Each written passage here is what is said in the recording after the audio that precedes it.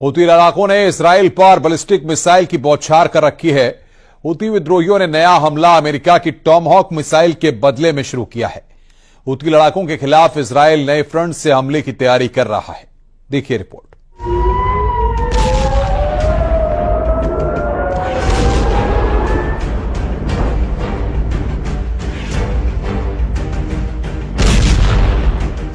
Houthi ने Israel में घुसकर तबाही मचाई।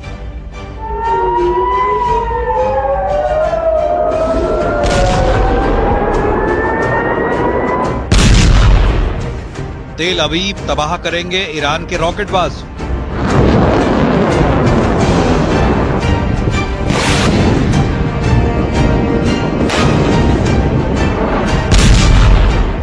हूथी को हमास न समझना इजराइल। लाल टोपी वाला कमांडर करेगा वॉर खल्लास।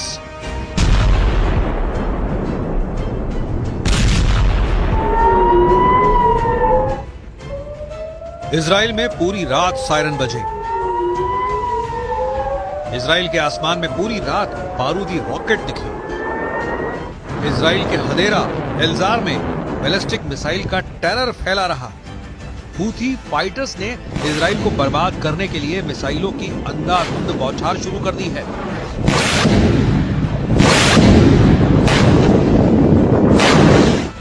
इजराइल को हराने का दम भर रहे हूथी फाइटर्स अब बेकाबू हो चुके हैं। हूथी लड़ाकों ने इजराइल पर नया हमला अमेरिका की टॉम हॉक मिसाइल के हमले के जवाब में किया है।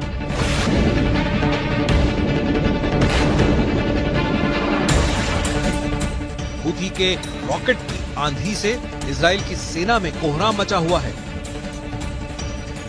हूथी फाइटर्स ने ईरान की खातिर हिजबुल्लाह और हमास दोनों का बदला इजराइल से लेना शुरू कर दिया है। हूथी फाइटर्स अब अकेला फाइटर ग्रुप है जिसने इजराइल को अब तक बराबर की टक्कर दी है।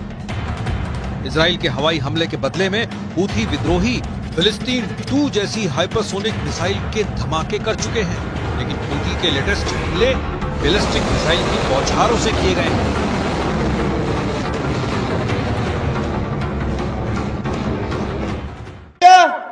استهدفت محطة الكهرباء التابعة للعدو الإسرائيلي شرقي منطقة يافا المحتلة، وذلك بصاروخ باليستي فرط صوتي نوع فلسطين 2، وقد أصاب الصاروخ هدفه بدقة بفضل الله. الله أكبر.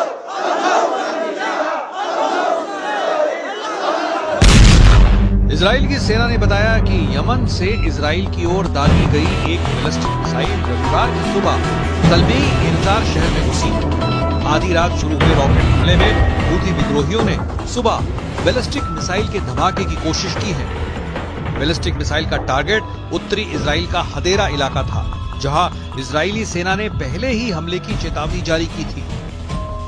हूथी की लंबी दूरी की मिसाइल हमले से बचने के लिए एयर डिफेंस सिस्टम को एक्टिव करके रखा गया है। מול ציר הרשע של איראן שחותר להשמדתנו. הבוקר החות'ים שיגרו טיל קרקע מתימן לשטחנו. הם כבר היו צריכים לדעת שאנחנו גובים מחיר כבד על כל ניסיון לפגוע בנו. מי שזקוק לתזכורת בעניין זה מוזמן לבקר בנמל חודדה. כל מי שתוקף אותנו לא יחמוק מנחת זרוענו.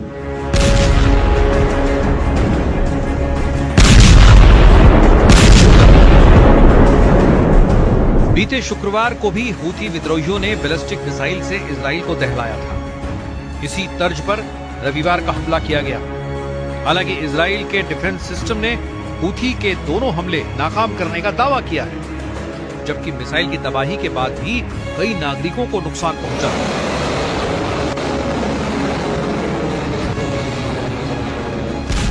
हूथी विद्रोहियों के हमले में आई तेजी की कई वजहें सामने आई, जिसमें अमेरिका के हमले के पलटवार के साथ ही इजराइल और मिस्र की वॉर डील को भी सबसे बड़ी वजह बताया जा रहा है।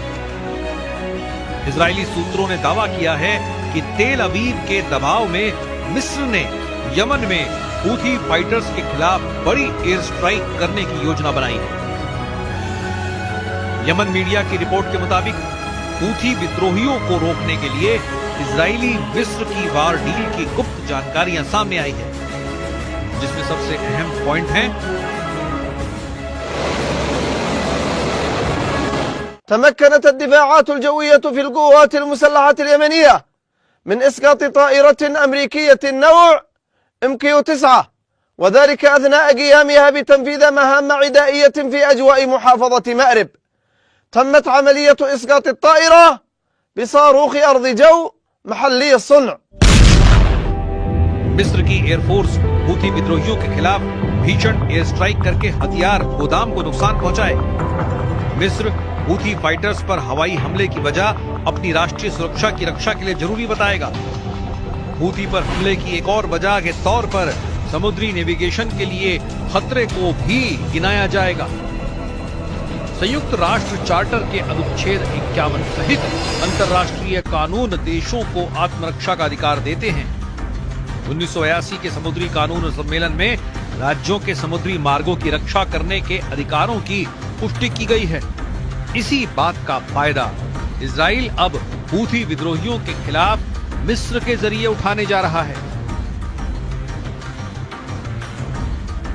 मिस्र का हूथी विद्रोहियों से 36 का आंकड़ा क्यों हो रहा है, इसे भी जानिए।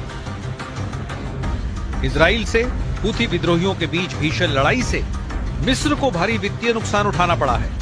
स्वेज नहर से होने वाली मिस्र की कमाई में 60% तक की गिरावट आई है।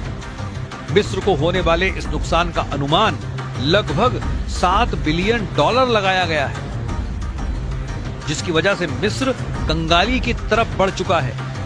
मिस्र में बढ़ते आर्थिक संकट से सीरिया जैसे हालात बन चुके हैं। 10 साल से सत्ता पर बैठे राष्ट्रपति अब्देल फतेह अल सीसी का हाल भी कहीं बशर अल असद जैसा न हो जाए। तुर्की की तिगड़म चली तो मिस्र में तख्ता पलट ज्यादा दूर नहीं, और यही वजह है कि अब्देल फतेह नेतन्याहू से गठजोड़ कर हूथी फाइटर्स को कंट्रोल करने में जुट गए हैं। उधर हूथी फाइटर्स ने भी इजराइल को करारा जवाब देने का मन बना लिया है। इजराइल की मीडिया I-24 न्यूज ने चीन और यमन के हूथी लड़ाकों के बीच एक गुप्त समझौते का खुलासा करने का दावा किया है। इस रिपोर्ट में बताया गया है कि चीन यमन के हूथियों को शक्तिशाली हथियार की आपूर्ति करने में सहायता कर रहा है। इसके बदले उसे लाल सागर से अपने देश के मालवाहक जहाजों के लिए सुरक्षित रास्ता मिल रहा है। हालांकि इस खुलासे पर चीन ने कोई भी प्रतिक्रिया नहीं दी है। लाल सागर पिछले 1 साल से इंटरनेशनल कारोबार के लिए खतरनाक रूट बना हुआ है। I-News-24 की रिपोर्ट में बताया गया है कि चीन और हूथी के बीच हथियारों की सप्लाई का बड़ा नेटवर्क सामने आया है, जिससे लाल सागर ट्रेड रूट खतरे में पड़ सकता है। I-24 न्यूज से बात करने वाले अमेरिकी खुफिया सूत्रों के अनुसार ईरान समर्थित हूथी लड़ाके अपने हमलों में चीनी हथियारों का जमकर इस्तेमाल कर रहे हैं। चाइनीज हथियारों के बदले में चीनी झंडे लगे मालवाहक जहाजों को लाल सागर में हूथी विद्रोही सुरक्षा की गारंटी दे रहे हैं। अमेरिकी खुफिया सूत्रों के मुताबिक हूथी बैलिस्टिक और क्रूज मिसाइलों में चीन के उपकरण और तकनीक के इस्तेमाल की पुष्टि हो चुकी है।